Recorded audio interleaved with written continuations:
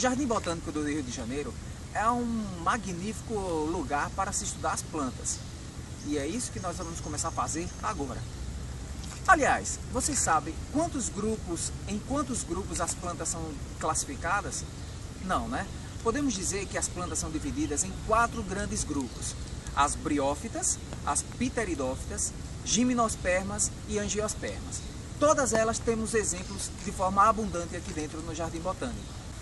As briófitas são plantas conhecidas como vegetais inferiores. São plantas avasculares de pequeno porte, crescem em lugares úmidos e sombrios. A exemplo, os musgos e as hepáticas. As pteridófitas surgiram mais adiante e são considerados vegetais intermediários. Essas plantas produziram pela primeira vez na escala evolutiva dos vegetais um tipo de tecido que revolucionou os vegetais, as plantas. É o tecido condutor ou tecido vascular.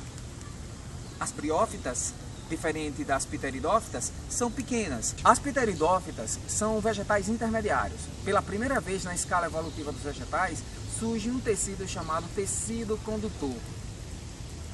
São representantes de pteridófitas as samambaias, avencas, xaxim e licopodinos. Depois, um novo grupo de plantas começa a tomar conta no planeta, começa a se diversificar. É o grupo das fanerógamas. Essas plantas são também conhecidas como plantas que produzem flores. Entre elas, as gimnospermas e as angiospermas. Veja o termo. Gimnosperma é um grupo de plantas que produz raiz, caule, folha, flor, semente, mas não tem fruto. Por exemplo, as coníferas, que são plantas que você conhece, por exemplo, o pinheiro da árvore de Natal. As angiospermas, a palavra angio quer dizer protegida, esperma, semente, são plantas que produzem sementes protegidas pelo fruto.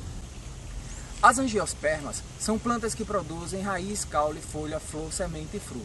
Diferente das gimnospermas, que não têm fruto, essas plantas diversificaram e tomaram conta do ambiente.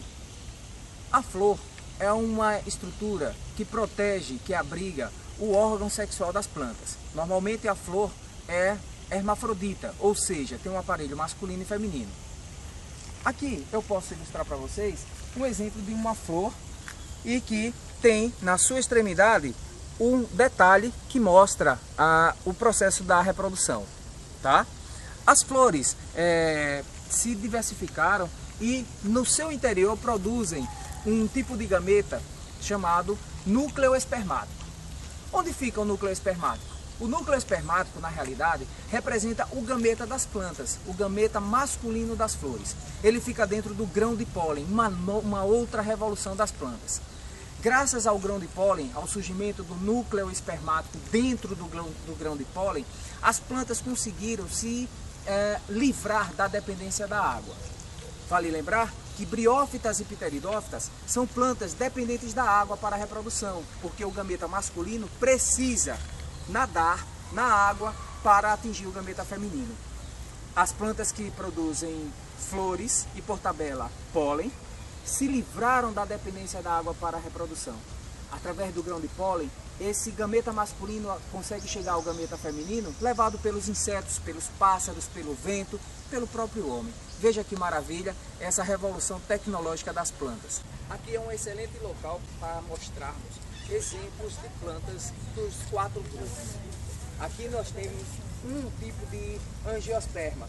Veja o detalhe em que essas plantas elas conseguem se adaptar modificando folhas ou até mesmo modificando-se na forma de estruturas de defesa. As angiospermas são plantas que se adaptaram muito bem aos vários ambientes e vamos encontrá-las espalhadas de várias... Olha que curioso! É importante mantermos o lugar sempre arborizado, sempre com muitas plantas. Um fenômeno curioso é a evapotranspiração. Se vocês observarem, vocês vão perceber o fenômeno acontecendo. A evapotranspiração das plantas colabora para a formação de nuvens. Dê uma olhadinha ali o que é que está acontecendo ali. Será que dá para você perceber? Isso é importante porque interfere no ciclo da chuva, no ciclo da água. E assim o planeta consegue manter-se em equilíbrio e todos ganham com isso. Então você que está assistindo esse material, procure fazer sua parte. Plante uma árvore e conserve o meio ambiente. Até a próxima!